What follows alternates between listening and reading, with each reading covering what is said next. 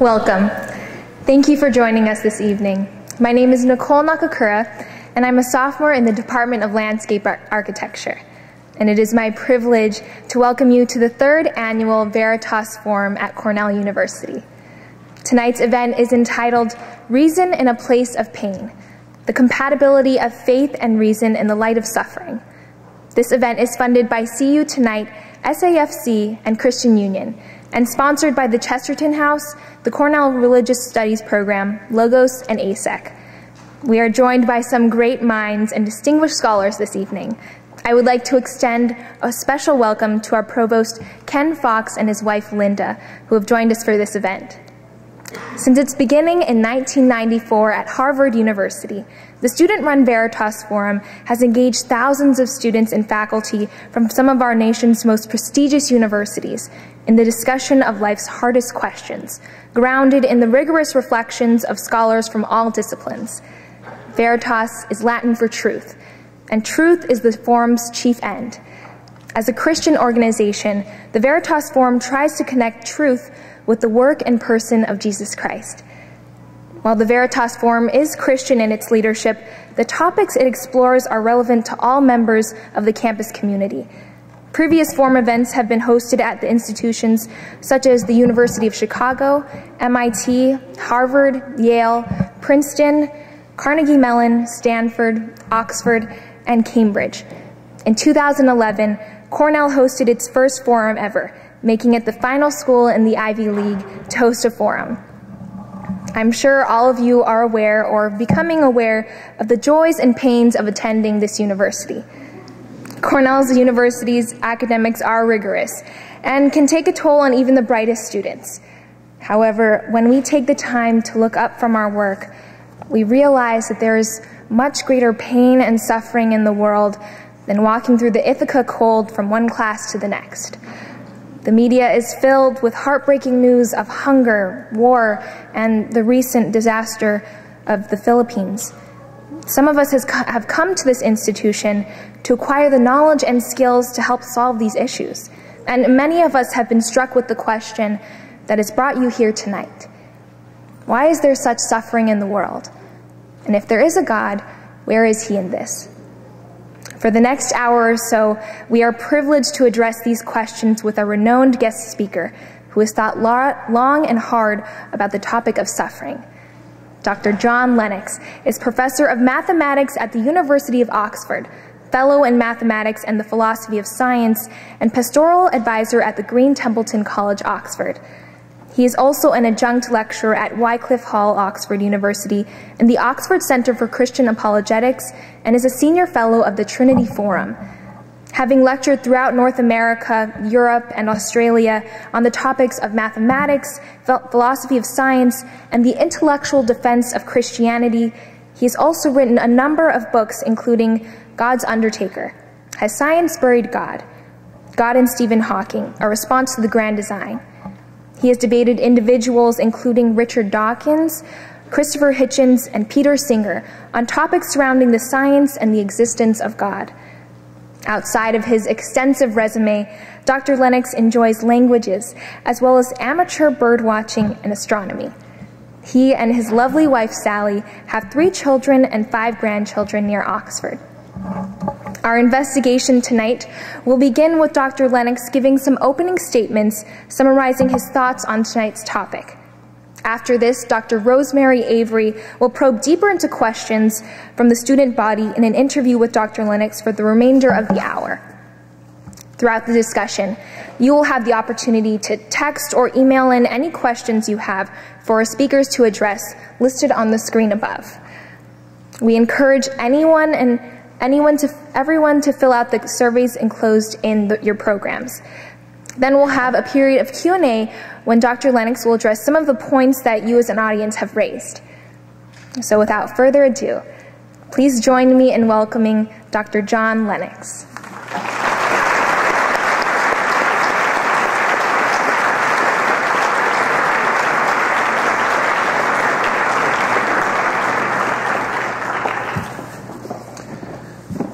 Well, good evening, ladies and gentlemen.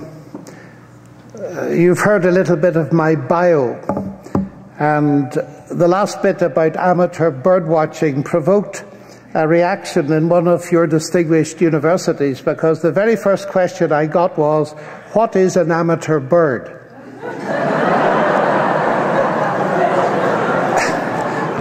I would like to thank you very much for the warmth of your welcome, and thank the Veritas Forum and the university for putting on this evening's event.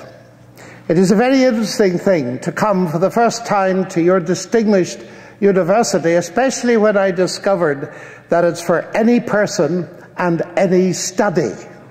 And that means that an Irish mathematician gets a seat at the table. And so I'm delighted to be with you this evening. Now, you've asked me to join in a discussion with Professor Avery about the most difficult question that we face as human beings. The exact expression of the title is Reason in a Place of Pain, the compatibility of faith and reason in light of suffering. And I've been overwhelmed in the last couple of days just watching the TV news from the Philippines. A short time ago, I arrived in Christchurch, New Zealand, 2 days after the earthquake, and had to meet people who'd lost their husbands and their wives just a few days before. Suffering is extremely real, and there are no simplistic answers. But you'll notice the emphasis on reason, because when we suffer or when we see pain, our reason cries out, I nearly said screams, for explanation. And so we're going to try and look at that, and look at it with as much sympathy and empathy with those who suffer as is possible. Evil and suffering come from two logically distinct sources, though in practice these sources are inextricably bound together. The first is suffering for which men and women are directly responsible, such as 9/11, and leads to the problem of moral evil. The second is suffering as a result of natural disasters, disease, earthquakes, tsunamis, cancers, for which human beings are not so self-evidently responsible. And that leads to the problem of natural evil, or the problem of pain. So there are two sources, but there are also two perspectives. It's one thing to be an oncologist. It's another to be told that you've 3 months to live because you've got terminal cancer. There's the inside story of the person who's suffering the indignity or the pain or the disease. And there's the outside story of those of us who watch from the sidelines, maybe, and observe it. But then there are two approaches to it, or are there, indicated by our title, Faith and Reason, but they're actually not two approaches. Because faith and reason, properly understood, are inextricably bound together, because faith, contrary to the modern perception, is not a religious word merely, and it does not mean believing where there's no evidence. The word faith comes from the Latin fides. It means trust, and of any trust in anything, any proposition, any person, any idea, you of course ask the logical question, what are the reasons for your trust? And I'm here as a Christian who believes in evidence-based faith. And we need to realize that when people look at suffering, some think that the only option is to believe that there is no God. So their faith is atheism, which is every much a faith system, a belief system, as Christianity. Others believe in God in spite of the suffering, so that their belief system is theism, in my case, Christian theism. The crucially important thing is to see that it's balanced. Both of these worldviews are our belief systems. And the issue is, which is the most reasonable in light of pain and suffering? In other words, what way does the evidence point? Which worldview has the largest explanatory power when it comes to coping with these things? I say this because there is such confusion. I debated Peter Singer in Melbourne, and it was very interesting because he said, you know, my big objection to religion is people stay in the religion in which they're brought up. I had told them that my parents were Christian. And so I thought it would be interesting to put to him the same question. So I said, tell us, Peter, about your parents. Were they atheists? And he said, yes, they were. So I said, you remained in the faith in which you were brought up. Oh, but he said it wasn't a faith. It isn't a faith. I said, sorry, I was under the impression you believed it. Now, that was very interesting, but it showed that he's bought into this redefinition of faith. You'll find it in Webster's dictionary. Faith, noun, believing where there's no evidence. And the result of the permeation of academia with that redefinition of faith is that people have become unbalanced, and they think that Christianity is a faith, but atheism isn't. And we'll never get anywhere with this question until we redress that balance and think that there are these two major worldviews, atheism and theism, that attempt to answer the big questions, and they're both belief systems. So the proper question to ask is, how does suffering and pain fit within the compass of those two? So that's the way I'm going to approach it. The problem is so clear. David Hume said, Epicurus's old questions are yet unanswered. Is God willing to prevent evil but not able? Then is he impotent. Is he able but not willing? Then is he malevolent. Is he both able and willing? Whence then this evil? And there are many people, and I count among them many friends, who think that events like the floods in the Philippines, the earthquake in New Zealand, or the Holocaust and 9/11, examples of both the problem of moral evil and the problem of pain, show us that there is no God. In fact, some say even more. They think that religion is part of the problem of suffering because it causes so much suffering in the world. Indeed, Richard Dawkins says that 9/11 radicalized him. This is religion. It's a step too far. Therefore, in order to balance it, we have to abolish all religion. And when people say, but that's extreme jihadist religion, he says, but extreme religion thrives on the periphery of moderate religion, so the only answer is to get rid of all religion. And Steven Weinberg, who won the Nobel Prize for Physics, said the best contribution that science can make to this generation, for that reason, is to eliminate religion. He went even further. He said anything that we can do as scientists should be done in order to do that. And that sounded a little bit like a totalitarian threat that might cause a lot of suffering in the attempt to destroy religion. Now, this is a question that we need to face. Of course, it is a very foolish thing to put extreme jihadists and the Amish into the same category. We need to learn to differentiate, just as it would be a mistake to put atheists like Richard Dawkins into the same category as atheists like Stalin. He wants me to differentiate. I want to ask him to do exactly the same thing. Now, I'm from Northern Ireland, ladies and gentlemen, and it hasn't the best reputation as an advert for the Christian faith. And I need to explain a little bit of that, because this is a question that I feel personally. My parents were very unusual because they were Christian without being sectarian. That's the first thing. And as an expression of that, my father insisted in his small business, and he was not an educated man in the contemporary sense, of employing equally across the divided community, Protestant and Catholic. That resulted in bombings.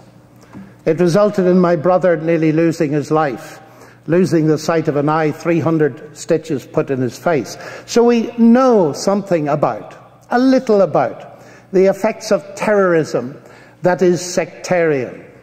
But my brother didn't lose his faith, and nor have I. And it's very important for me to address this question head on, if you'll forgive me.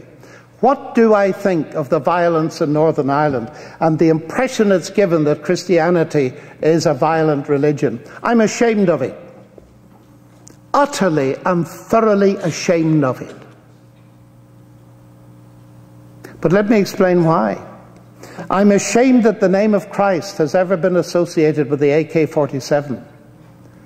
Because when you read the New Testament, you find that Christ forbade the use of weapons to defend him or his message. And the irony of the modern position, and I put it to Christopher Hitchens, I said, Christopher, your criticisms about the violence of religion are the same ones that Jesus made. If you took seriously what he said, you'd be on his side rather than fighting against him. Because the irony of this whole situation is that Christ was put on trial for what? Fomenting political violence. Exactly what the new atheists accused Christianity of. He was for it, and he was exonerated by Pilate when he said to the Roman governor, my kingdom is not of this world, otherwise my servants would be fighting. And Pilate realized he was no political threat, especially when he went on to say, to this end I was born, and to this end I came into the world, that I would bear witness to the truth. And the hardened soldier and campaigner Pilate said, what is truth? I don't think he was being cynical, but I think he realized that if this was a king of the truth, he wasn't much of a threat to a political, power-hungry governor. Especially, ladies and gentlemen, the kind of truth that Jesus represented. Because Pilate realized, you see, that the one thing you cannot do is impose truth by violence. Especially if it's truth about the love of God, forgiveness, peace with God. That's absurd. So I'm making 2 points. And the major point is this: people who take up weapons to defend Christ or to propagate his message are not obeying him, they're disobeying him. And therefore they do not deserve the name Christian. And sometimes when people say, well, there's rather a lot of this around, I say, look, the existence of counterfeit money doesn't prove that the real stuff doesn't exist, but it can make it hard to find. And it seems to me that's very important. Now, other religions, I speak as a Christian tonight, I can't start defending, and I shouldn't. They have the right to defend themselves on this score.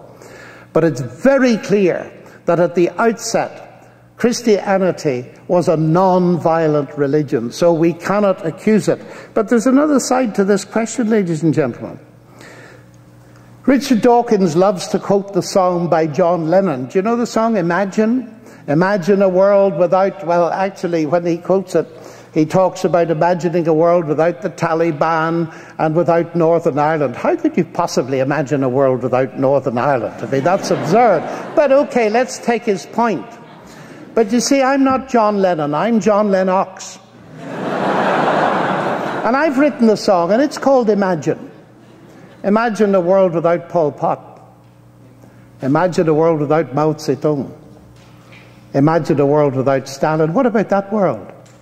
Now, here's a very interesting thing I discover in atheist writings, virtually no mention. The 20th century is airbrushed out. And yet, there's no excuse for a single person murdered in the name of religion, but the multi-millions that were murdered in the name of an atheistic philosophy. And Richard Dawkins writes in his book, I don't know an atheist who would bulldoze a cathedral like Chartres and Notre Dame. And I was speaking at the Academy of Sciences in Poland, and I read this out, and they stopped me, and they said, send them over to us. And then a very brilliant East German writer said, Dawkins is right, because cathedrals are too big for bulldozers. Stalin and Ulbricht used dynamite to blow them up. And I visited many holes in the ground where churches in hundreds were blown up. And to write that you can't imagine an atheist doing it means you don't understand 20th century history.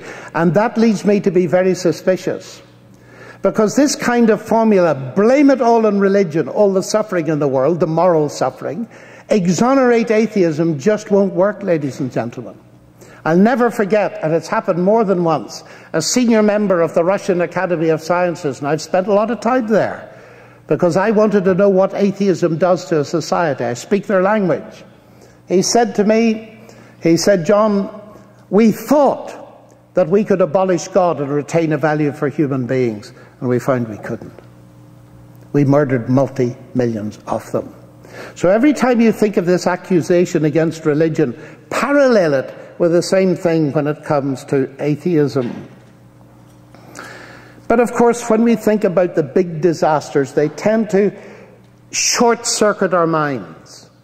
We can't cope with the sheer quantity of it. And yet, as some people have pointed out, in one sense, you can't add suffering. Because suffering consists of individual suffering. And the maximum amount, in a sense, is the maximum amount that you as an individual can suffer. And you look at 9/11, it might have faded because your mum has just been diagnosed with cancer, or you've had some awful experience, and it fills your whole horizon. I understand that, because we're all in the same boat with this. We all have to face these deep questions that are shaken to the surface when pain or moral evil hit us, and we start to ask those deep, deep questions. And I want to make sure that you understand that I'm very sympathetic with those whose personal experience of suffering leads them to reject God. I have stood in Auschwitz many times, and I've wept every time. Now, if we go into atheism, and I say I understand people that do that, I have many friends who do it. Let's take a reasoned look at that step. Is atheism the only belief system that is a reasonable response to suffering and evil? Well, listen to Dawkins' analysis of evil. I mentioned Richard Dawkins because most people have read his books and they're accessible. He says this: the universe we observe has precisely the properties we should expect if there is at the bottom no design, no purpose, no evil, and no good. Nothing but blind, pitiless indifference. DNA neither knows nor cares. DNA just is, and we dance to its music. No good, no evil. The suicide bombers of 9/11 were dancing to the music of their DNA. That's the end of morality, ladies and gentlemen. And here comes the odd thing. Dawkins has abolished morality, and yet he's outraged at 9/11. There's a double think going on here. The logic of his atheism is to abolish morality, but that removes all grounds for his criticism. Now, of course, Nietzsche brilliantly saw this years ago. He said this: when one gives up Christian belief, one therefore deprives oneself of the right to Christian morality. Why morality, he asks, at all when life, nature, history are non-moral? Morality only possesses truth if God is truth. It stands or falls with belief in God. And that I count as an extremely important thing. Now, a question comes at this point. Why does God allow suffering anyway? Could he not created us without the capacity for moral evil, and the universe without the propensity to fracture? And of course he could. Of course he could. He could have made us all robots, automatically programmed. But you know, I have a wife, I've been married 45 years, and I'm glad she's not a robot. Why is that? Because robots cannot love. Now here's the heart of one of the problems. You see, the capacity to love is a wonderful thing. But you wouldn't have it if God created a world in which everything was pre-programmed. Because that capacity to love depends on the capacity to choose, and if you're able to choose yes, you must be able to choose no. And it seems to me that C.S. Lewis and many other thinkers are exactly right when they trace a large part of this problem to the fact that we've chosen wrongly. And people who wish for a universe in which that wasn't possible actually logically are wishing themselves out of existence, because you couldn't be in it. You, with all your delightful capacities and the love that you experience in a world which by definition must have the possibility of experiencing hate. God took a risk, didn't he? I'm a parent, indeed I'm a grandparent. I have 7 grandchildren, and I remember holding the first child and thinking, you know, this little girl could grow up to say no to me. Does that stop anybody having children? Why doesn't it? Because of the value of the love of a child. And the expectation that if you as a parent do your best, there may be just a reward in the sense of a loving relationship. But you know it might go wrong. You still take the risk. And of course the big question comes, and we'll discuss that in our conversation. Granted that it's like that, did God make a big enough provision if things went wrong? Now my answer to that is detailed, but I'm only going to give you the first element of it now, and it's this. At the heart of Christianity is something utterly unique. It's a cross. And Nietzsche used to mockingly say, this God on the cross. But just come with me a moment. I know it's difficult for some of you who disagree with this, but if you're going to understand Christianity, you must at least listen to what it says. The claim is that Jesus was both God and human. So the question that Nietzsche mocked is very real. What is God doing on a cross? Well, at the very least this. It shows me that God has not remained distant from the problem of human suffering and evil, but has himself become part of it. Thank you very much.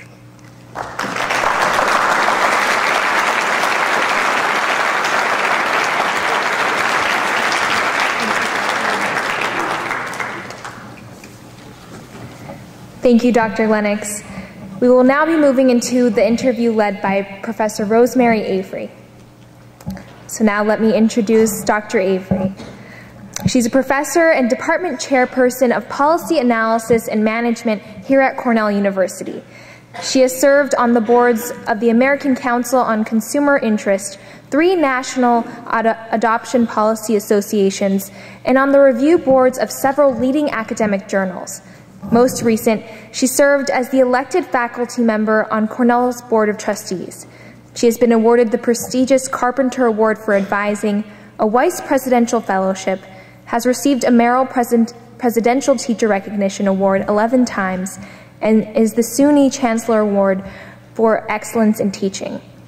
Her professional career has focused on child welfare policy and as it relates to the impact of public policy on the experience of children in their foster care system. Please join me in welcoming Dr. Rosemary Avery for a discussion of Dr. Lennox's remarks.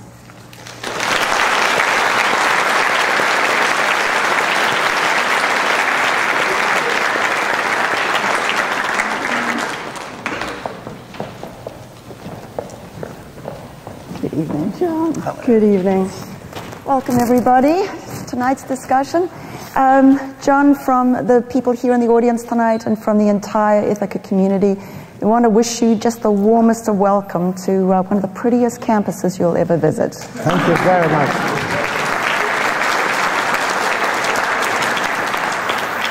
So, John, here tonight we really are focusing on a very salient issue, and that's the issue of sort of pain and suffering. And you and I had a little discussion at dinner tonight about the fact that maybe for the past week I've been absolutely glued to my television set and in almost a state of shock and disbelief at just the devastation and the pain and suffering that people in the Philippines are going through with this Typhoon Haiyan, and especially in Tacloban. And there's a point that you get to with all of watching all this pain and suffering on the TV where you do get to question sort of why God lets this happen, and if there is a God. And so thank you for coming to shed some light on this question tonight with us, and to bring some of your wisdom and your truth to bear on this issue that we all face. So thank you very much. So let's start off our discussion here tonight.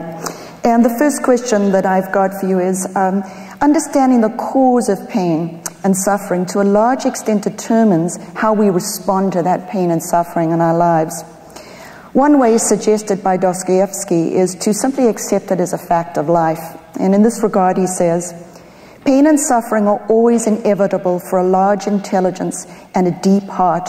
We really great men must, I think, have really great sadness on earth. And then another way that humans respond to this pain and suffering in their lives is simply to harden their hearts against our God.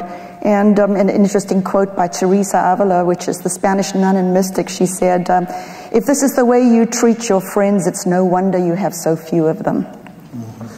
So my experience tells me that there's another way, and maybe this comes from my own personal experience, to react to pain and suffering, and that's basically to withdraw from any opportunity to get hurt.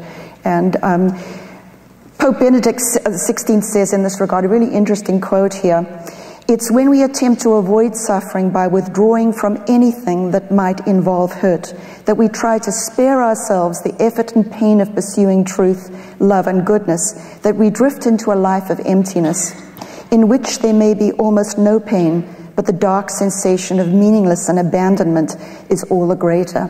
So here's my question. We'll try to wrap this up. It's sort of like a two-part question. What is the Christian perspective on how to respond to pain and suffering? And maybe sort of a related question is, we all suffer, people from all faiths or no faith suffer, and Jews, Muslims, Hindus, Buddhists, we all suffer. Sometimes I view people from other religions, particularly Hindus, actually dealing with pain and suffering in their lives a lot better than we Christians, who tend to sort of cry out about it. So my answer to you is, what is it about the Christian faith that brings sort of meaning to our suffering? Well, the reactions that you've mentioned are all perfectly understandable to me. The idea, Dostoevsky's point, that suffering is involved in producing character is absolutely right to a point. Because when the suffering becomes extreme, it's obvious it's not producing anything more. When it becomes meaningless and so on. So I think he's right to a certain extent. Just as in another sphere, I know people are very keen on sport here, and you'll see people absolutely pushing their bodies to the limit of pain and endurance to get that body tone so there'd be a big football. So that kind of suffering is understandable because they've got a purpose for doing it. It's when any possible purpose appears to be frustrated that it becomes very difficult. Withdrawing is very understandable, and I think there is a sense often when people have pain, they need to withdraw for a time. I mean, my sister lost her daughter at 22, just married, with a brain tumour. She hasn't lost her Christian faith, but she had to withdraw for a time. She just couldn't cope with it. And that's a very understandable reaction. I think we have to be very generous and broad in our understanding. And I think too, I'm glad you mentioned people from other faiths or none, because sometimes even my atheist friends have learned more about la condition humaine and facing suffering, that they come out with a better reaction than some of us who are afraid of going to the dentist, if you see what I mean. And I think we need to absolutely respect that. You see, from where I sit, I would expect that to happen. That often we're shown up by people who have other worldviews, for the simple reason that as a Christian, I regard every man and woman as made in the image of God, whether they believe in him or not. And therefore they're moral beings, and therefore they're capable of moral responses, and therefore I can learn from them. In fact, it's that facilitates my debates and discussions around the world, because as far as being made in the image of God is concerned, all of us are equal. Now, what does the Christian faith specifically add? I think that's what you're driving at. Well, the bottom line for me is this, that we can do all we can, and we need to alleviate suffering in this world and help the victims. But the fact is, suffering in the Philippines has led to the death of thousands of people. Babies, innocent people, and so on. And before I'm finished this talk, this discussion with you tonight, I don't know how many thousand innocent children will have died. So, if atheism is the right reaction to it, I say yes, it's an understandable reaction. But does it solve anything? It means you have to regard the universe just that's how it is, and you have to just accept it as a brute fact. But there's another thing, it doesn't remove the suffering. And from where I sit, it can make it worse, because if death is the end, and of course here comes an absolutely central Christian belief that because of the resurrection of Jesus, the world begins to look different because death is not the end. There arises then the possibility, and for my understanding, the certainty, not simply the possibility, that God is going to put things right in an utterly fair way that it will be seen to be fair. And atheism removes that completely.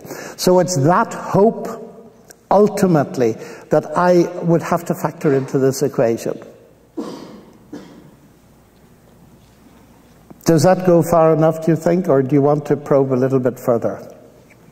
I think maybe you could speak on, you were talking a little bit earlier about the fact that there's a certain amount of pain that makes sense, but there's pain that is extreme, like in the Philippines. One wants to ask the question, what was the reason for that? What's gained by that? Well, in a sense, I find that impossible to answer. I think, let me put it this way, we haven't yet seen the entire story. And I think there is a day in which we will see the entire story. And when we've seen the whole picture, we might understand something of it. But I'm not sure that all suffering has a purpose in that sense. Because that would mean that evil, malevolent evil, has a purpose. And to come to some of my Jewish friends who've lost all their relatives in the Holocaust and said, by the way, your parents being gassed at Auschwitz has a purpose, would be to insult them and mock them. I think we need to get away of the idea that we can find a purpose of it all. Going back to what's called the free will defense, this universe is a fractured world, and people are fractured beings. They have the capacity to do evil, and that has consequences. Lewis makes the point, and I think he's right, that if God had made a world where if I lift a big stick to hit you, it suddenly becomes rubber, and it doesn't harm you. But if I use it to build a house, it will remain stable. That is again, he argues, that is again to remove free will completely. And it's the consequence of free will, for instance, Hitler's abuse of it, that leads to that. Now, I have to ask the question, since I can't assign a purpose to it for those individuals, I come back to the fact that, do I believe in a God that's going to be big enough and capable to do something about that, so that I can in the end look at what he does and say that's right? And I've come to the conclusion that that's the only solution. Otherwise, atheism is the name of the game. But the suffering's still there. And it doesn't have any purpose in suffering at all, of course. Well, John, let's move on. Let me ask you my second question. And it also relates to this sort of pain and suffering and sources of pain and suffering. In your talk, you mentioned suffering that results from natural causes. Yes. And you also mentioned suffering that comes from moral causes. So I want to address another source of pain and suffering, and that is mental suffering. Sure. In the form of sort of depression and anxiety. Yes, sure. And depression is just a debilitating condition, and it affects not only the individual, but all of those around the individual that love them and support them. In fact, statistics from the Center of Disease Control here in the United States estimates that 21 million people each year suffer from depression. And just to refer back to C.S. Lewis that you used a quote, he has a wonderful quote from his book, The Problem of Pain, that says, "Mental pain is less dramatic than physical pain, and it's more common and also harder to bear. The frequent attempt to conceal mental pain increases its burden." And just to refer here, here at Cornell over the last several years, we've had just the tragic suicides of several students, as many other universities have experienced. And so this is my question for you. Where does mental pain and suffering originate, and what role does God play in that process? All of us suffer at times from various degrees of depression. That's very clear, and it's very sad when people don't realize that this is a very deep and painful sort of suffering. I'm actually the kind of chaplain at my college, so I get talking to students who are in this state, and I'm very well aware of the suicidal tendencies that are absolutely tragic. Where does it come from? Well, of course, it can come from many sources. Now, I'm not a medical doctor, but I work with a lot of medical doctors. It can come from the imbalance of chemicals in the brain, and that is often treatable very successfully. But it can come from wrong decisions. It can come from decisions we make, maybe in good faith, and suddenly our world crumbles because of those decisions, and we can see no way out. So it seems to me there are huge amounts, very varied sources. Now, the question is, or one of the questions that I have asked myself, you see, if you go back to Richard Dawkins, he's written a book called The God Delusion, that God is a delusion. Now, delusion is a psychiatric term. And there's been a very interesting book written recently by the president of the Royal College of Psychiatrists, the past president in Britain, on is faith a delusion? And he makes this very interesting point. He says there's a meta-study, that is a study of studies, has been done on the relationship between, amongst other things, religious belief and depression. And he says the results have been kept essentially secret. He calls it the best kept secret of psychiatry. That faith in God makes a significant difference. Now, this is many epidemiological studies that say if you look at depression, if you look at substance abuse, if you look at marital happiness, if you look at tendency to suicide, all of those are significantly diminished by faith in God. Now, I find this very interesting. And he points this out. He said, if the results of this study had gone in the opposite direction, it would be headline news throughout the world. But because it has favored religious belief, nobody knows about it. And it's a major report in the American Journal of Health. And it seems to be, therefore, an answer to your question, that a scientific analysis, whatever else we're going to say, all other things being equal, that belief in God and coping with depression are two things that are actually quite closely related. So I want to say that we can discuss the sources, and you need to be a medic and a psychiatrist and so on to all the sources, but when it comes to the alleviation of the problem, belief in God is, it would seem, the scientific evidence, and I emphasize that because Dawkins is claiming to be a scientist and he calls it a delusion, which is a very dangerous thing to say to people for whom their faith in God is one of the biggest comforts they've got in their psychiatric depression. Mm-hmm. Thank you, John. So I want to refer now back to a debate that you did, or a discussion that you did with atheist Gideon Rosen, which I'm assuming you remember, right? I do.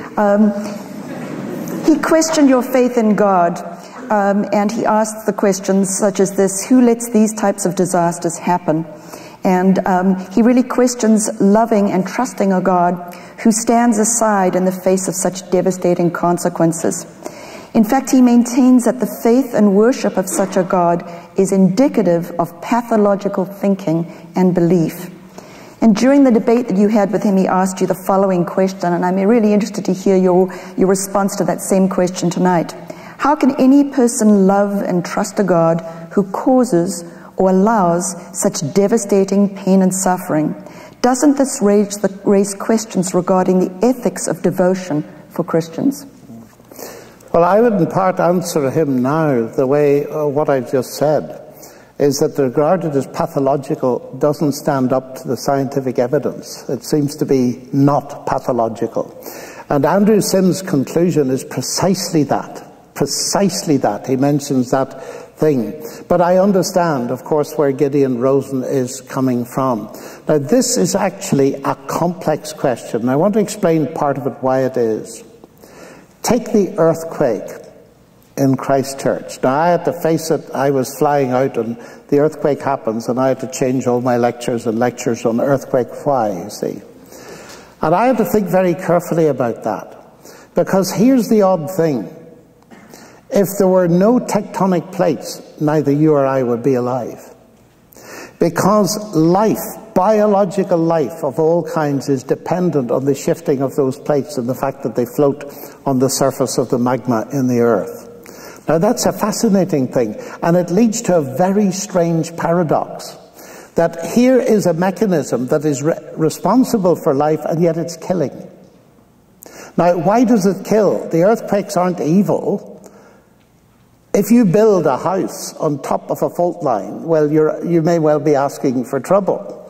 And so the earthquake's doing its job of maintaining life, atmospheric balance, and so on the planet, and yet it's an agent of destruction. And that raises now the philosophical question instantly. Could God not make fire that doesn't burn but warms? Could he make electricity that isn't dangerous? And so on. And here we're back to the same thing. Now, I noticed Gideon Rosen was very careful in saying causes are allowed. Now, I would wipe out the word cause, because from where I sit, God doesn't cause evil, but the nature of the universe is that it's a possibility because of his gift of freedom. And I suspect myself that that gift of freedom, when abused originally, actually had an effect on the natural world and the created universe. Now that's another big question.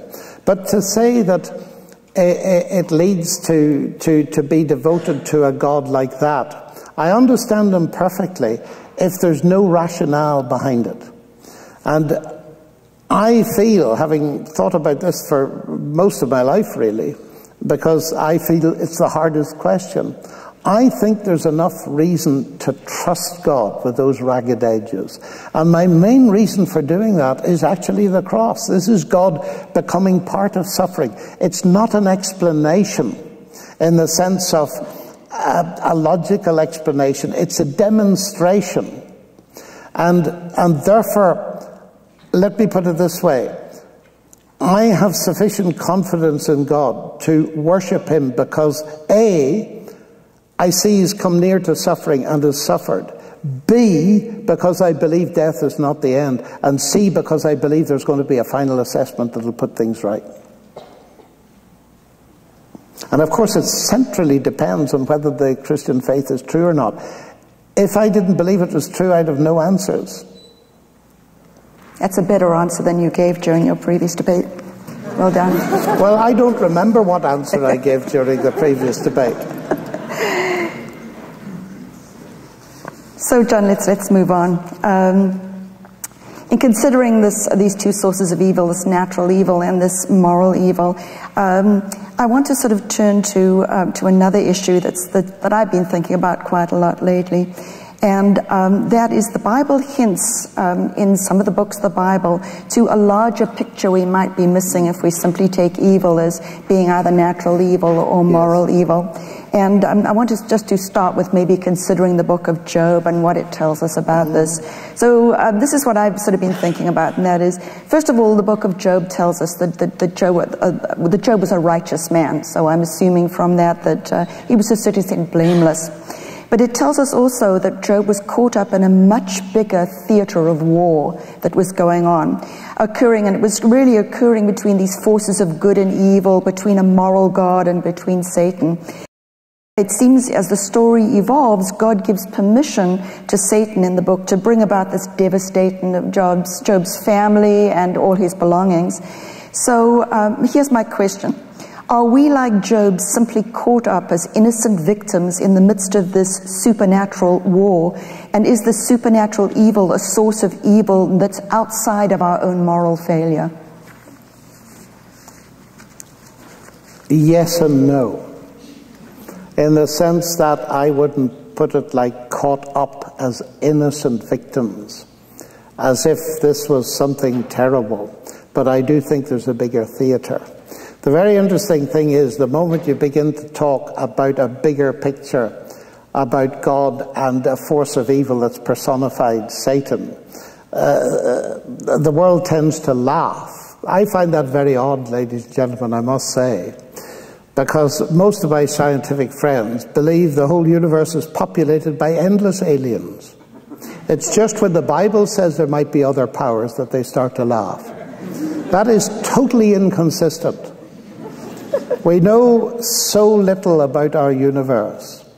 And the Bible, interestingly, doesn't put all the blame on humanity, but says there was an evil rebellion at a much higher level. And I don't find a difficulty in believing that, even as a scientist, because it seems to me there are various levels of life. There's bacterial life, there's animal life, there's human life. Does it stop there? According to the Bible, no. There is life.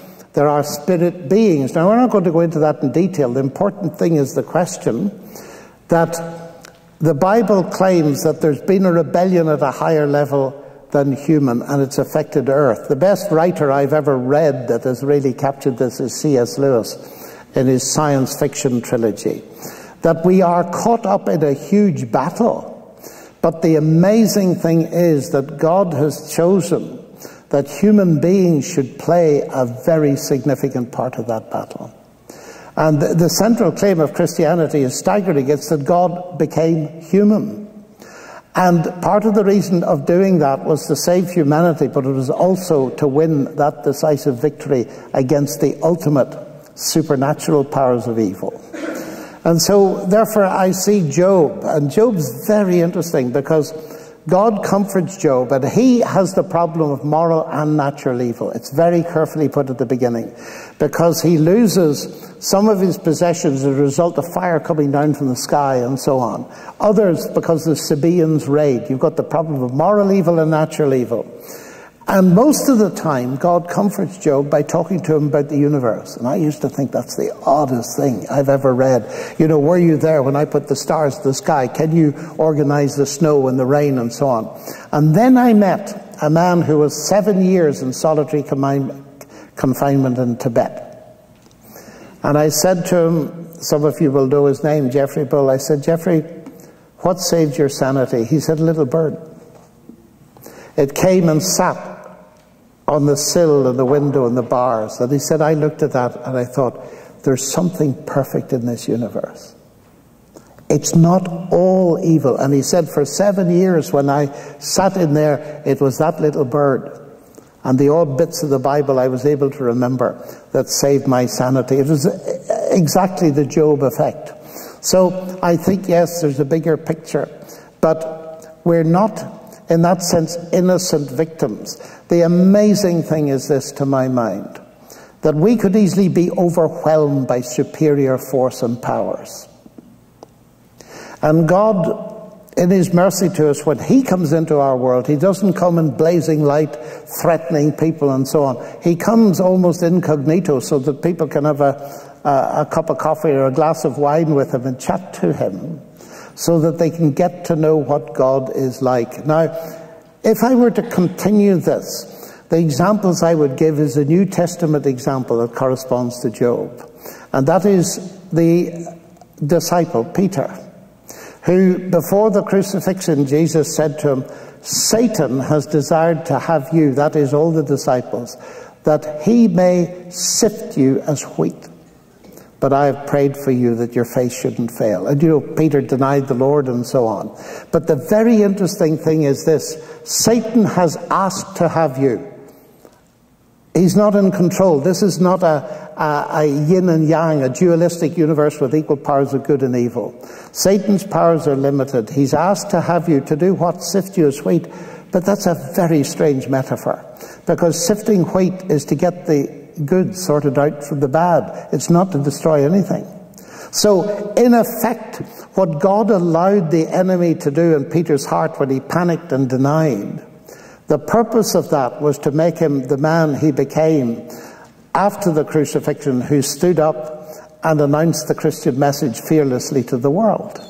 So that God is in control of that. Now, this is a huge topic, but I think it's worth putting the parallel to see, or at least to begin to see how it works. And Peter wasn't an innocent victim, but there were forces operating on him that were much bigger than him.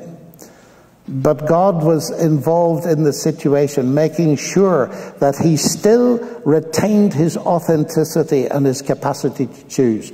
God doesn't overwhelm us or allow us to be overwhelmed so that we lose all sense of autonomy, authority, and the things that make for character through our own choosing and decision-making.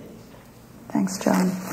Well, I've got many, many more questions, but I'm afraid we're sort of coming to the end of at least my section of the questions, and we're going to be transitioning through to student questions in a minute. Let me try and look at maybe the last question here. I want to turn our attention now to God's view on justice here on earth, not the final justice here on earth. And I'm going to ask you a sort of provocative question, and that is, has God changed his mind? And so I'm going to revert back to Old Testament, and we're going to take Psalm 109. And this particular psalm is noted for some of the most frighteningly severe curses in the Bible. Let me just read a couple of them.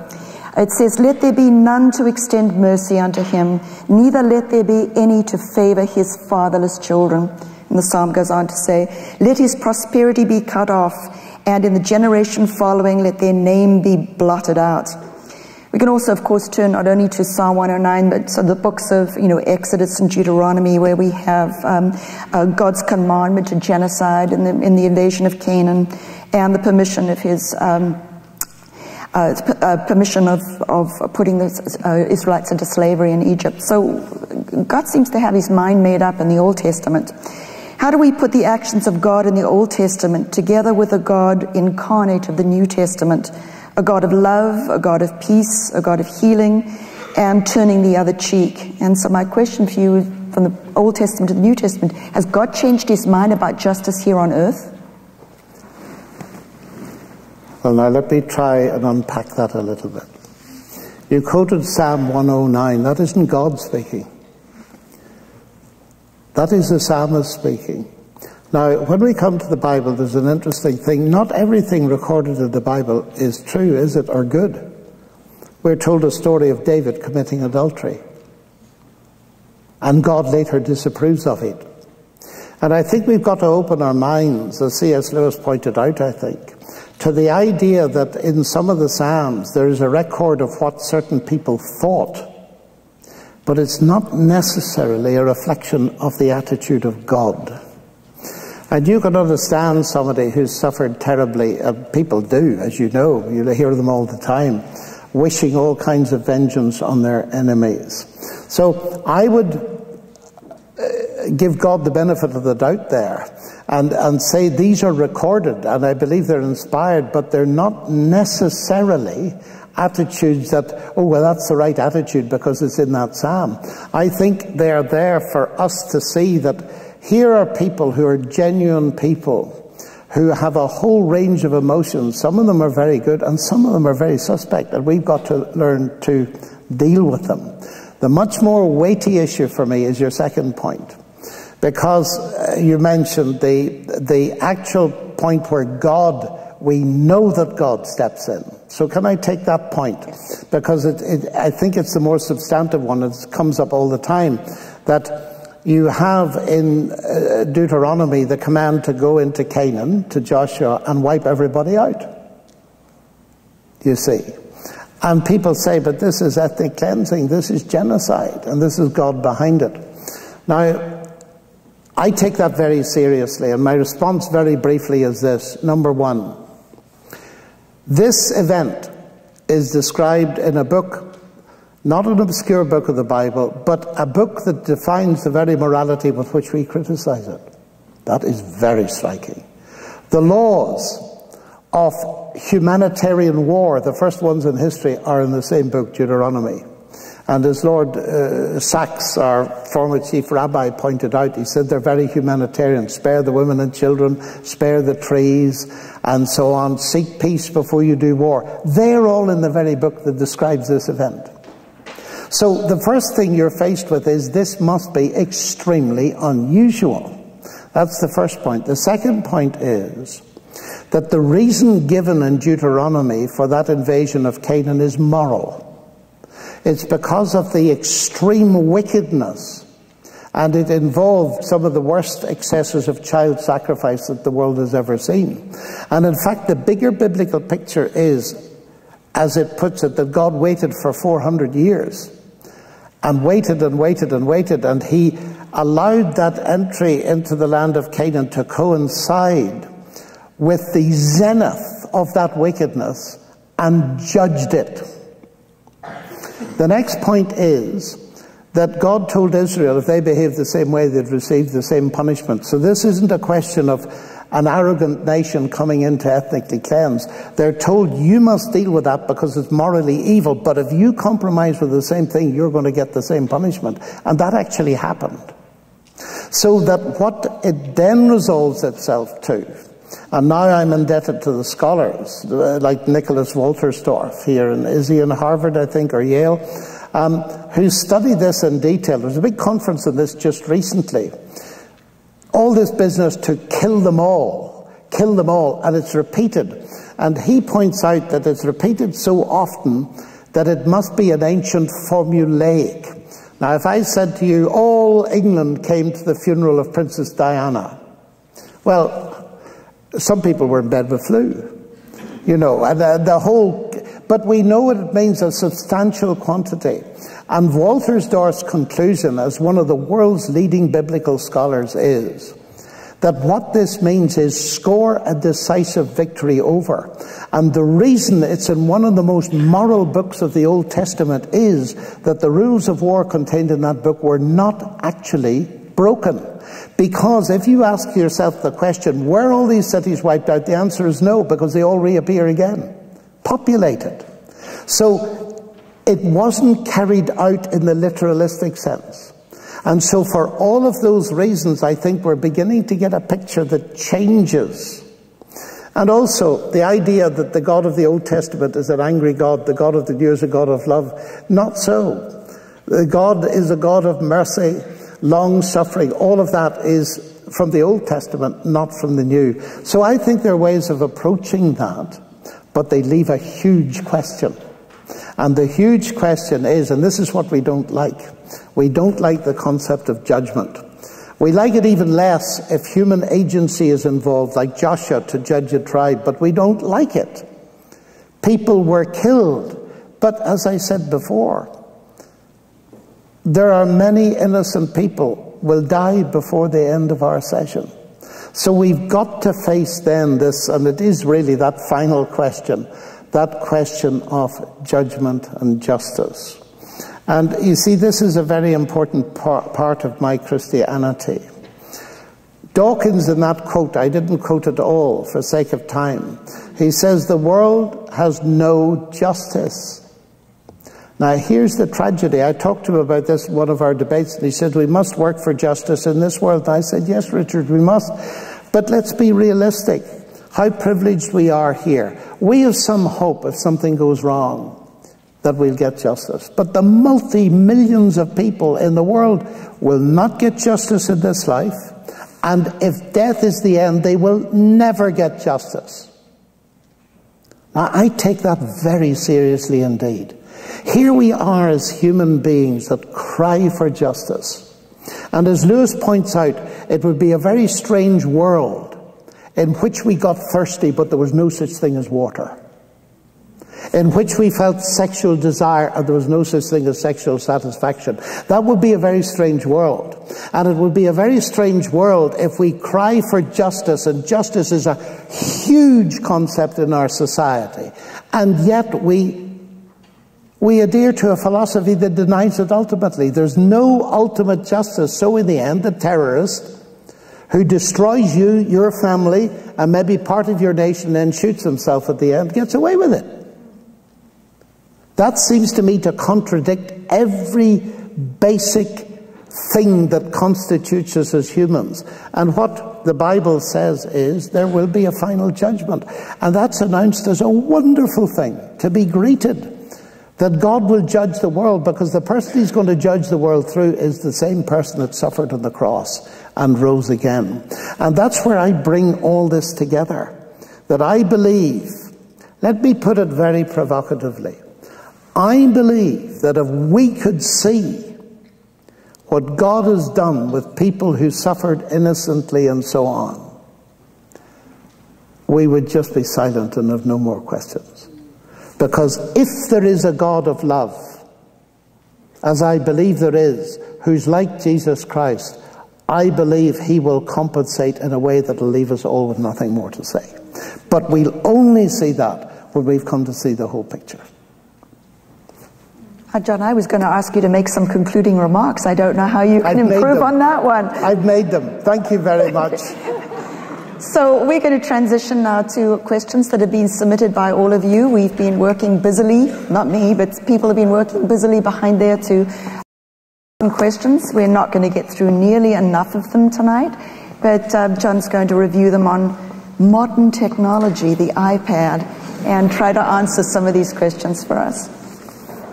Okay, well, we'll start into this, and I've got a collection here, and it's lovely to have a collection because I can just flick through and see what ones come again and again. There are probably 700 pages of these, and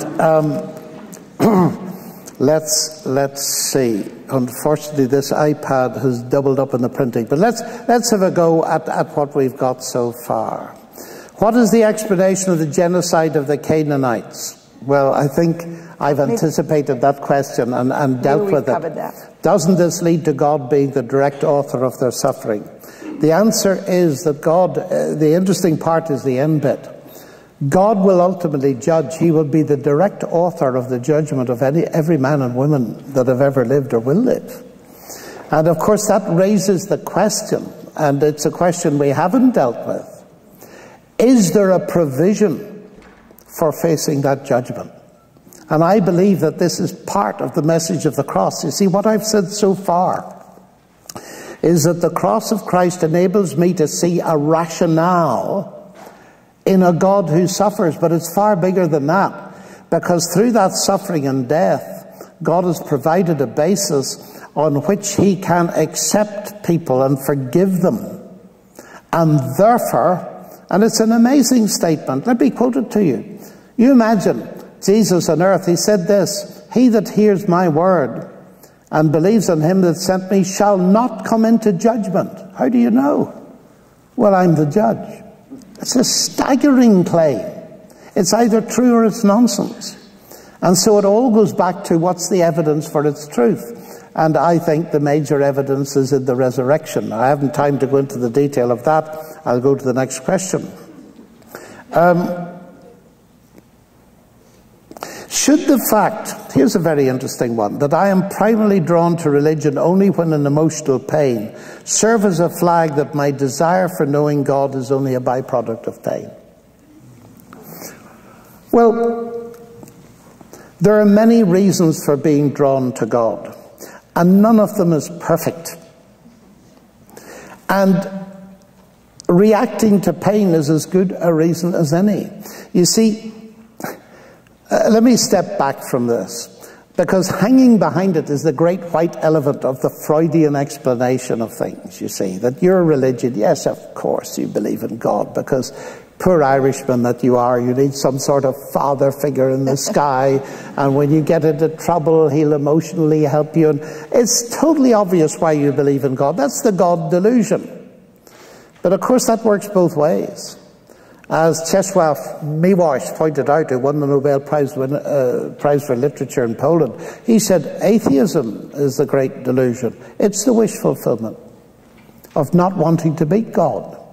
You see, let me quote to you the German psychiatrist Manfred Lutz. He's written a brilliant book called Eine kleine Geschichte des Größten. I say it in German because it's not in English yet. It's called A Brief History of the Great One. And he makes the point. He said, if there is no God, then Freud gives you a brilliant explanation of why religion is wish fulfillment, if there is no God. But of course, if there is a God, Freud gives you an equally brilliant explanation why atheism is the wish fulfillment. The thing that Freud can't do is to help you to decide whether there's a God or not. You must look elsewhere. And if I may tell you a slightly amusing incident recently, Stephen Hawking was asked about religion, and he said, "Oh, religion, it's a fairy story for people afraid of the dark." And the London Times asked me to comment, and I said, "Do you want a one-liner?" Oh, they said, "Yes, please." So I said, "Atheism is a fairy story for people afraid of the light." So, coming back to this question, it's okay to be drawn to God by an emotional need of pain and suffering. but it would be wise not to leave it there. In other words, it would be wise to find bigger reason. You see, I'm drawn to doctors by pain and suffering.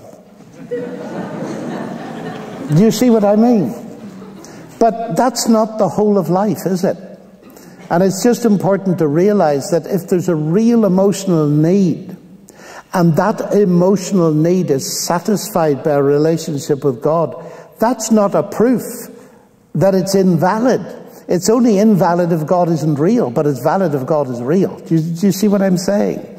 So that's important. But I wouldn't leave it there, because we need to grow up and realize that God is related not just to our needs. He's not like a doctor that we use from time to time. People don't like to be used, do they? You see, the word use of a person is interesting. Kant always said that people should never be regarded as means, but also as ends. Now, there are people we use. I've used quite a few taxi drivers since I've been here in the United States. But I've used their professional. I don't regard them as just object or people to be used, because they've got families and I'll talk to them and so on. And it's very important to realize that God is a person, not a theory. And what he's interested in is a personal relationship with us. And if we're only going to God when we're in trouble, we're treating him as someone to be used, which is okay, but it's not big enough. And until your relationship with God grows through that, you'll not have the confidence in God that you could have, because he'll only be working in a very small area of your experience. Now, is it possible suffering has been part of God's plan for humanity since the beginning? That is to suggest there is no indication for the Genesis account that creation did not include mortality, struggle, and suffering. Oh, but there is, ladies and gentlemen. If you look at the Genesis account, the interesting thing is you are given at the beginning a description of an idyllic paradise where people had no sense of distance from God, where they were in a beautiful garden, and where they were given fascinating tasks that legitimized Cornell University. Did you realize that, by the way, that your legitimation comes from the Bible? The famous command of God to the first humans to name the animals is the beginning of taxonomy. And taxonomy, naming things, is the essential part of every academic discipline here. You know names that I don't know in your discipline. I know names that you won't know. Taming things by naming them is an essential part. God told us to do it. He didn't do it for us. And that's one of the marvelous things about Genesis. This was exciting exploration. And then came the entry of sin through human choice. So when you say God's plan, suffering is part of God's plan, I'm a bit concerned of the word plan. Now, there is a backstory. It's more complex than that. The creation of the potential of saying no. There was no permission, but there was the capability. God gave us a magnificent gift, the capacity of rejecting him, because that's just the flip side of the capacity of trusting him. He gave us the dignity of being able to choose, and therefore being able to develop a loving relationship, and that includes the other side. That brought with it, according to the Genesis story, on the physical side, a lot of damage, so that when we now look at our world, it's like Coventry Cathedral. You go into it, you see that a bomb has hit it, but you also see the traces of its original, unspoiled beauty. So I think that the creation at the beginning, there was no human suffering. Now that raises a lot of other questions that, if you want to pursue it, ladies and gentlemen, this is shameless advertising, and I know you're not allowed to do it at university, but the questioner who's interested in this, the rest of you don't listen, and then it won't be advertising.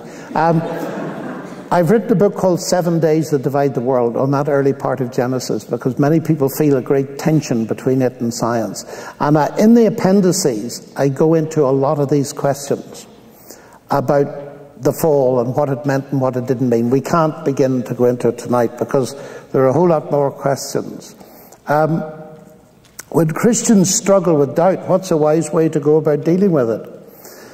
Is pervasive doubt something we can repent from? As college students, how can we protect our minds and hearts when the academy often teaches Christianity as irrational or irrelevant?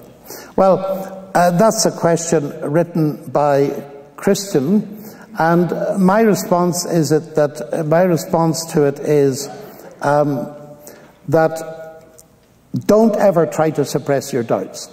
That's a crucial thing. I've lived my life by asking questions and doubting.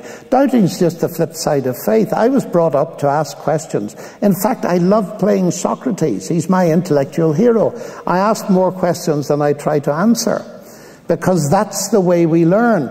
So the way in which my own faith, and this is a very personal question here, but let me answer it. I have deliberately gone out of my way for my whole life to expose my faith to criticism, contradiction, objection, vilification, mockery, every conceivable thing. Why? Because I want to know if it's true or not. So if you've got doubts, dubitare in Latin, to be in two minds. Of course, look, when you mention the word doubt, the moment we mention it, all of us, we tend to think of that paralyzing, sickening black hole that hits us when we've forgotten to prepare for an exam. You know, that kind of thing. That's the extreme case. Questioning is a very healthy thing. And if you suppress your questions, they can grow until they lead to that black hole. So avoid it by being honest with your questions. Now, you're in a university. You're going to hear all kinds of worldviews. That's healthy for you. That's a wonderful thing. And it's very important to learn to cope with that and listen, and even more than that, befriend people who do not share your worldview, because you'll learn an enormous amount from them, as I have done the whole of my life. We need to grow up in a pluralistic society to listen, but to formulate our own worldview by seeing how other worldviews cope with the big questions. That is what a university is all about. And of course you'll hear different things from your professors. So that's that. Let's go. Why is Christianity necessary for morality? I don't have to be religious to restrain myself from hurting somebody.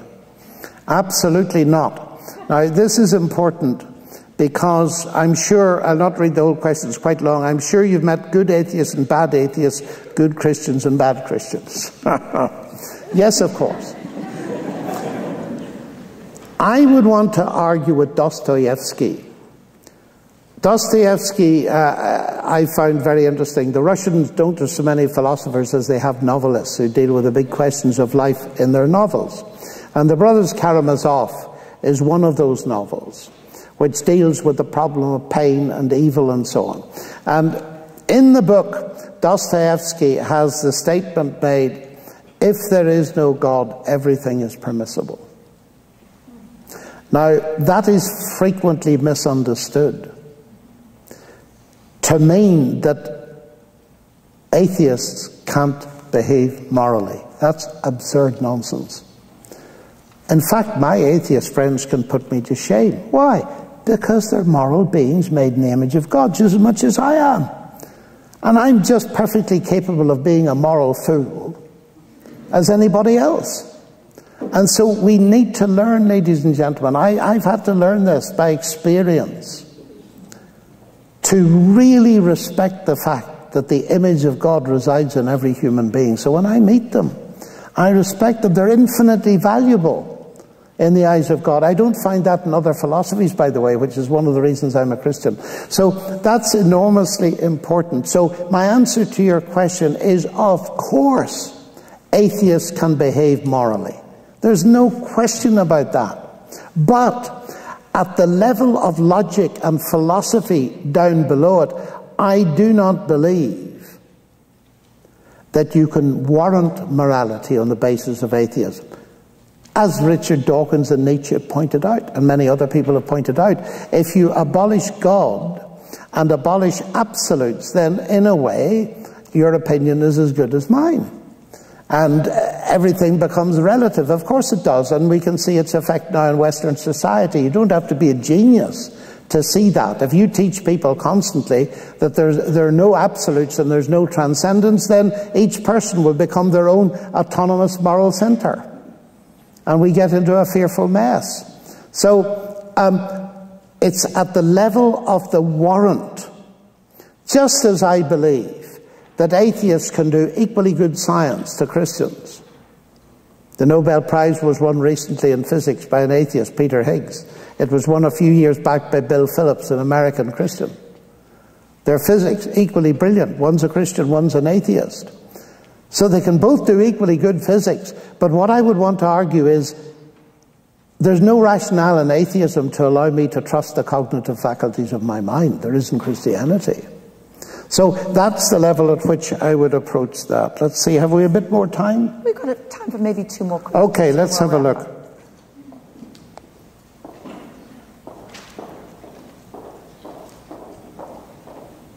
Oh, wow. Oh, I've been asked the question about predestination and free will. How many hours have you got, ladies and gentlemen? Part of your argument, let me be fair to the questioner, part of your argument, these are very interesting questions, is supported by the idea that in order to have love, you must have a choice, which to me implies free will. Is this your point of view? If not, how do you make the idea of predestination compatible with the requirement of choice for the existence of love? That's a very perceptive question. And I'll give you the short answer to it, because it could lead us into a vast discussion. The key is to ask predestination to what? You see, in Christian theology, we often use words like predestination, election, and so on. We never finish the sentence. For instance, and that's why I think there's no contradiction here, I do firmly believe that we are given real choice. I believe it on the basis of the biblical description, but even more so, according to the New Testament, the final judgment is going to operate on the question of whether I have believed or not. If I'm not capable of believing, that's utterly immoral. That's pretty strong, but that's how I take it. If I'm going to be judged for not believing, then I must have that capacity to believe. Whatever we think about predestination. But then when you read the New Testament and take it seriously and finish the sentence. See, let me give you a little analogy. One of the not an analogy, a direct quote from the New Testament. Those that God called, he predestined to be conformed to the image of his Son. That's what God chose to do with those who trust him. Or, in another place, he predestined us to be before him in glory. But people misread it. And the moment they see the word predestined, they think that is God determining your fate. Of course it isn't. Suppose I have no children, and I want to adopt 2 children, and I go to an orphanage and I choose a child to be in my family. That's one thing. It's a very different thing if it's a sunny day and I have children in my family, whether adopted or not, and I choose to take them either to the mountains or to the sea. You've always got to ask, when you see this word predestined, chose, what for? And you'll find that none of the occurrences in the New Testament in any way communicates the idea that God has chosen one to be saved, to put it very bluntly, and another to be lost, apart from their choice. That would be totally immoral. So that's the way I handle that. Now, you said one more, did you? One more, John, yeah. Okay, one more. Okay. Just give me a second here.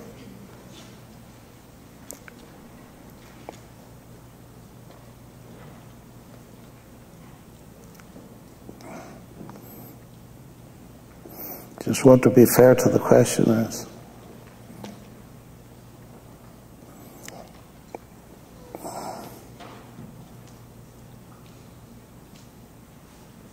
Okay.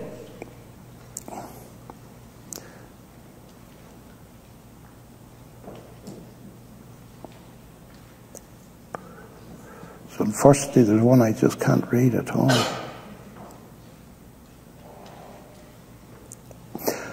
Yes, I'll go back to part of a question I didn't read, which I think is quite important. The one about the good atheists and bad atheists. Religion has little to do with the quality of a person, from my experience. So let me end with that, because it raises... I'm sad that that's your experience, actually. Because if religion means anything at all... I don't like the word religion, actually. And that enables me to explain this. You see, the person asking this question has a negative experience of what they call religion. It's nothing to do with the quality of life. There's something seriously wrong there. And I'd like to unpack that just as we finish, because that opens the window into asking the question, what is religion really?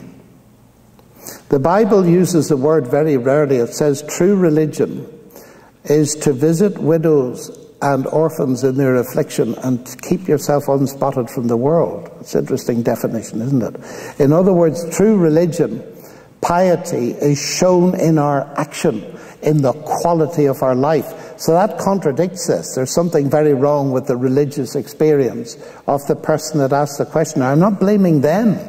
Absolutely not. Because if you step back from this whole question of religion, and I think I saw there the beginnings of a question, but it's got double typed on, you know, what is the difference between religions? Well, here is the important thing, and it's a very important thing. When you come to discuss the matter of religion, you know, in a pluralistic society, in this room, we have representatives of different religions. We can only talk about it at all if we respect each other as human beings. Now, to help you do that, the important thing to realize is if you take every religion in the world, every philosophy in the world, you'll find a very big common moral element. The golden rule occurs everywhere, you know. Roman pagan religion, Buddhism, Confucianism, Judaism, Islam, Christianity, British humanism, the whole works. Fascinating. That's the only reason society can survive, because we have hardwired, as some people put into it, an essentially common morality. There are nuances and variations, I know. So that when I meet my friends in other religions, I want to make utterly sure that they know that I respect them as moral beings, equally made in the image of God and myself. Now, having said that, the fact is there are differences. Now, there are sad differences like the one you represent, where religion has no connection with moral quality. Let's leave that aside, because that immediately discredits the person, whatever claim they make, even if it's a Christian claim, perhaps especially if it's a Christian claim. If there's no evidence in my life that God has transformed me, well then forget about anything I say. It's got to be real, ladies and gentlemen. It's got to be real. But I think that when I ask, and I do this frequently when I talk to people of different religions, there are two ways of approaching it. One is this. If you take Judaism, Christianity, and Islam, my Jewish friends believe that Jesus died and didn't rise. My Muslim friends believe he didn't die. I believe he both died and rose. It's logically obvious all three of those cannot be true. So there's a historic... And by the way, I've never had any difficulty with my Muslim and Jewish friends, whom I honor, in discussing these things, because they will say exactly the same. They recognize those differences, and also recognize, many, that those differences have to be settled. You have to decide on the basis of evidence. And I would encourage you, wherever you stand, check out the evidence, because faith, if it's going to mean anything, has got to be evidence-based. But now there's another way of approaching things. Many of my friends tell me religion is like Cornell University. It's got an entrance gate.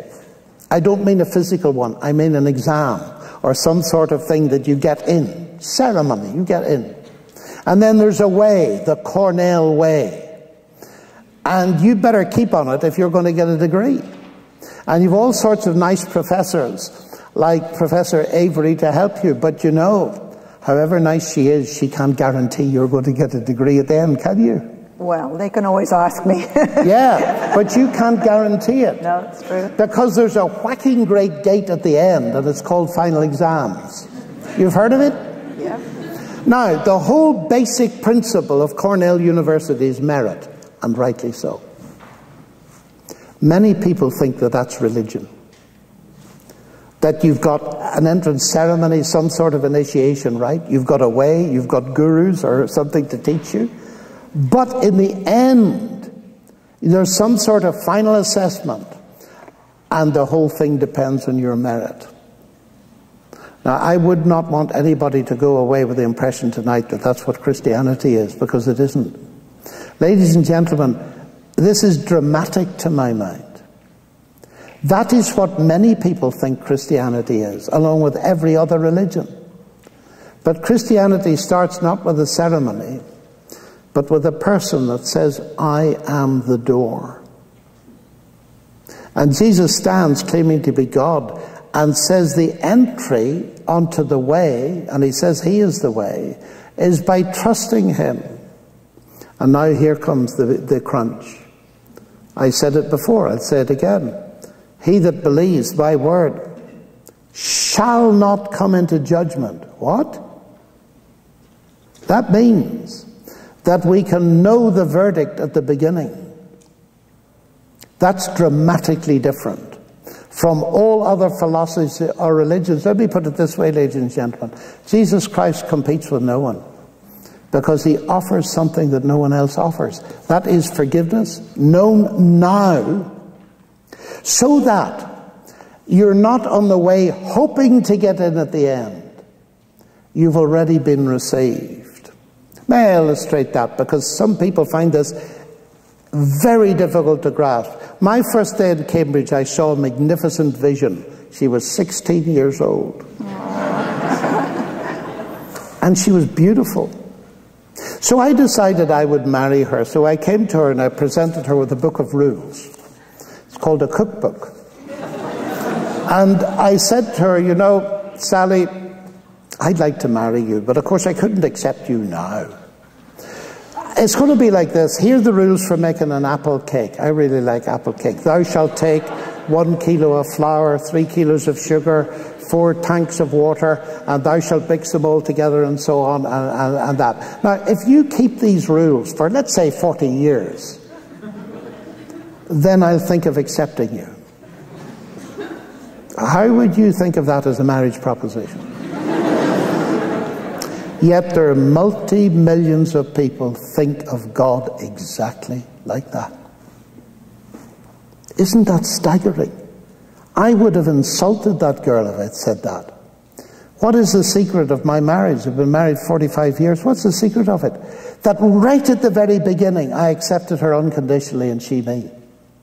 So now, to keep the cooking analogy, she cooks not to gain my acceptance, but because she's got it. And that's all the difference in the world. Ladies and gentlemen, I said this the other night to a crowd like you. I don't go round the world talking about God and science and these topics to gain God's acceptance. I do it because I've already got it. And that is, in my experience of the world, utterly unique. The question is it true? And that's something that you have to decide. Thank you very much.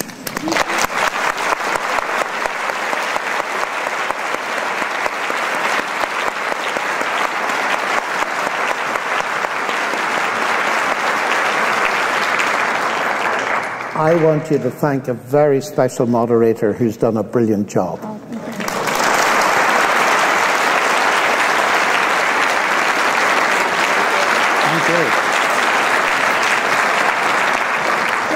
before we end tonight, I hope my mic is on. Is my mic on? Good. Just before we end tonight, during dinner, you actually told us quite an interesting story, and I want, because I love my students so much, I really want them to be challenged by. You talked a little bit about intellectual growth and spiritual growth during the path of being in college. Can you challenge them in that way to end this evening? Well, I certainly can. One of the things I noticed at Cambridge was that we grow intellectually at two speeds. Now, this is something for Christians, but if you're not, don't want to hear it, close your ears, but it's relevant to everybody, actually, whatever worldview you have. Our academic career goes up steeply, especially if you're privileged to be at a place like this, because it means you're really bright, let's face it. So you go up like this. But very often, in terms of your grasp of your worldview, it remains on the child's level. And many Christians, and this is a tragedy, have allowed their grasp of the Bible and the way it interacts with the big questions of life to remain at the Sunday school level. So that at the point when they're up here intellectually, some of their peers ask them questions about their faith in God and they don't know what to say. And their peers immediately see that they're like children, and that's the end of it. What that does is to force that person's faith in God into the private sphere. I meet many people, well, I'm old now, but let's say in their 50s, 40s, they're brilliant.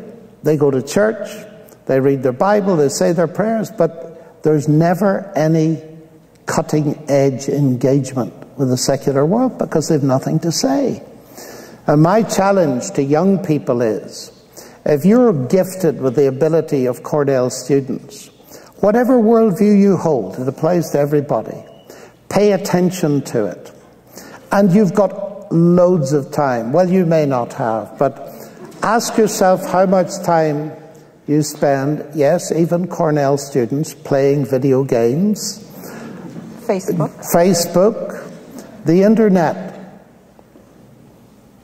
And then ask yourself, do I really have time to develop? Because if you want to be credible, you've got to put the same kind of effort into what you believe about the big questions as you do into these other fields. And I was glad I was taught that when I was 18 or 19.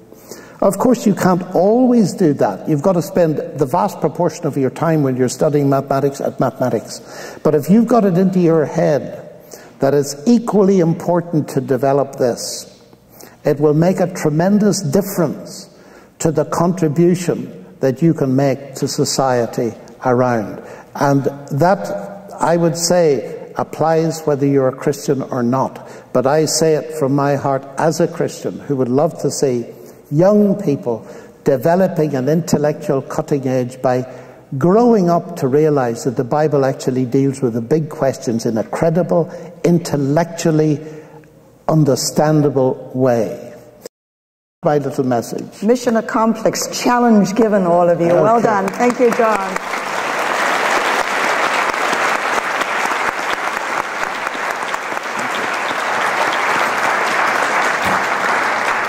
Well, thank you again, Dr. Lennox and Dr. Avery, and thank you for joining us tonight.